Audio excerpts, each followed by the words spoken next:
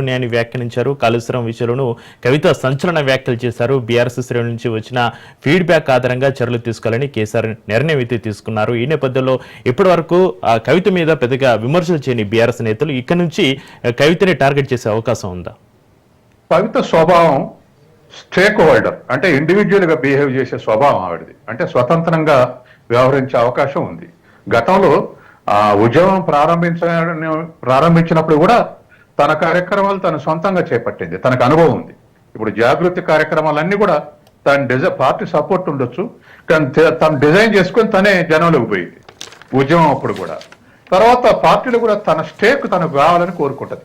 అంటే కేటీఆర్ దానం చేస్తున్నాం, హరీష్ రావు దానం చేస్తున్నాం, నేను ఉండాలని కోరుకోదు. తను కూడా ఒక 10 మందికి కేసీఆర్ కాక 10 మంది కేటీఆర్ అడిగితే టికెట్లు ఇస్తే నేను అడిగితే కూడా 10 మందికి ఇవ్వాలి అనుకుంటది. అంటే ఇవాళ పార్టీలో కూడా నేను అనుకోవటం తన స్టేక్ తను కావాలని కోరటం వల్లనే తనని కార్నర్ చేయడానికి ప్రయత్నం చేశారు వీళ్ళందరూ అనుకుంటాను నేను. ఎందుకంటే గతంలో ఎంపీ అయినప్పుడు ఢిల్లీలో సంబంధాలు ఏర్పడ్డాయి, ఎమ్మెల్సీ ఉండగా సంబంధాలు ఏర్పడ్డాయి. తర్వాత కవిత కూతురుగా అనేక మంది పరిచయాలు ఉన్నాయి. కాబట్టి ఈ లాబియింగ్ అంతా కూడా ఉండటంతో కవిత కూడా ధైర్యంతో వ్యవహరించేటువంటి అవకాశం ఉంది. అందుకని తను స్వతంత్రంగా వ్యవహరించేటువంటి అవకాశం ఉంది. కాబట్టి ఇవాళ పార్టీలో ఏదో ఒక ఎమ్మెల్సీ లాగా చూస్తాం అంటే కుదరదు. హరీష్ రావు ఎంతో, కేటీఆర్ అంతే, నేను కూడా అంతే అనుకునే అవకాశం ఆమెకు ఉంది. అలాంటి దగ్గర కార్నర్ చేసినప్పుడు ఈ విధంగా బయటకు వచ్చే అవకాశం ఉంది. కారణం కూడా నేను అదే అనుకుంటున్నా. బయటకు రావడానికి కూడా కారణం అదే అనుకుంటున్నా. తన స్థానాన్ని ఉదాహరణకు సింగరేణి కార్మిక సంఘం గౌరవాధ్యక్షుల నుంచి తొలగించారు అమెరికాలో ఉండగానే.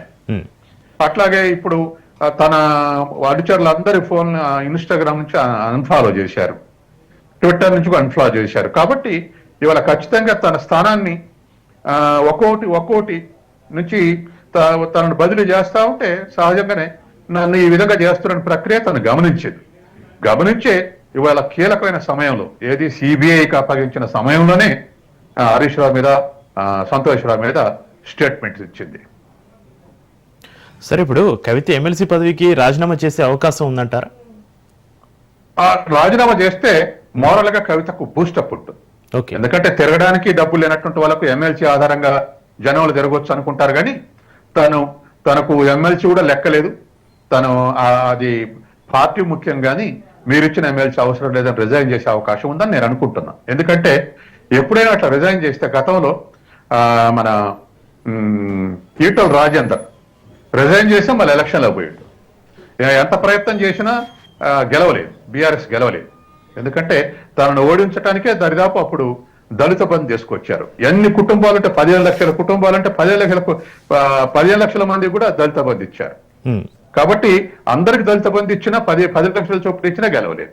కాబట్టి ఎప్పుడైనా రిజైన్ చేస్తే మొరాలిటీ పెరుగుతుంది. కవిత కూడా రాష్ట్ర స్థాయిలో మొరాలిటీ పెరగాలి, యూత్ ని అట్రాక్ట్ చేయాలంటే ఖచ్చితంగా రిజైన్ చేస్తేనే అది వస్తుంది. కేవలం ఎమ్మెల్సీ ఇప్పుడు రోజు స్టేట్మెంట్ ఇస్తారు, ముందు రిజైన్ చేసి మాట్లాడంటారు. అది డిఫెన్స్ లో పట్టడానికి ఉపయోగపడుతుంది. కాబట్టి రిజైన్ చేసే అవకాశాలు ఎక్కువనే నేను అనుకుంటున్నా. సరే, ఇప్పుడు కవిత జూబ్లీహిల్స్ బై ఎలక్షన్స్ పైన ఫోకస్ పెట్టే అవకాశం ఉందంటారా? అది పర్టికులర్ గా ఒక ఉప ఎన్నిక కదా, ఉప ఎన్నికకి ఏదైనా ఒక స్టేట్మెంట్ ఉపయోగపడుతుంది కానీ అక్కడ ఆవిడ క్యాస్ట్ లేదు, సామాజిక తరగతి పెద్దగా లేదు అక్కడ.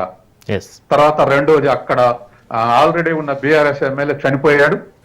ఇప్పుడు ఆ సామాజిక తరగతి కూడా బహుశా నేను సపోర్ట్ చేస్తుంది బీఆర్ఎస్ కు అనుకోను. ఎందుకంటే అవతల చంద్రబాబు నాయుడు ఇంపార్టెంట్.